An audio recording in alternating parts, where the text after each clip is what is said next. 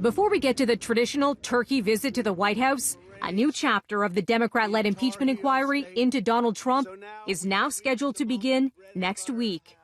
The House Judiciary Committee is set to hold a hearing on December 4th on the question of high crimes and misdemeanors, with legal experts weighing in. The committee's chairman, Jerry Nadler, sent a letter to the White House Tuesday, offering Trump's legal team the chance to question witnesses.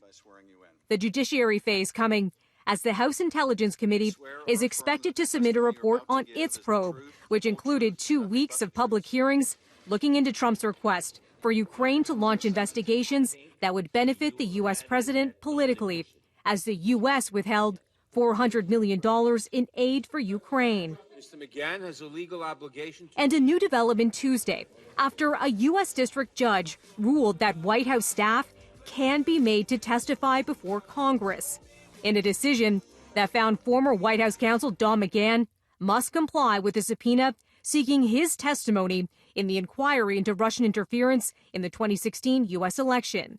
The judge saying no one is above the law and that presidents are not kings. But now U.S. Justice Department lawyers have asked for that ruling to be put on hold, while the Trump administration appeals it to a higher court.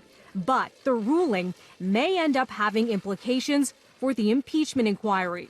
So far, the Trump administration has not only blocked officials from testifying, but has also refused to provide requested documents, claiming broad immunity. Trump tweeting, "The D.C. wolves and fake news media are reading far too much into people being forced by courts to testify before Congress. I am fighting for the future presidents and the office of the president." Trump goes on to list people he says he'd like and love to testify, including McGahn, along with former National Security Advisor John Bolton, U.S. Energy Secretary Rick Perry, acting White House Chief of Staff Mick Mulvaney, and U.S. Secretary of State Mike Pompeo, who was asked about Trump's tweet and the possibility of him testifying. Pompeo offering a cryptic response with a smile. When the time is right, all good things happen.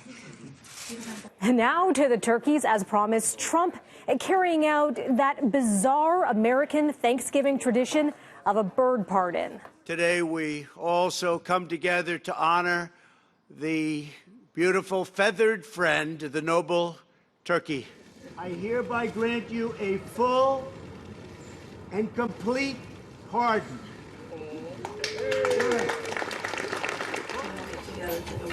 A total of 2 turkeys named Bread and Butter will be spared from the dinner table to live out their lives at Virginia Tech.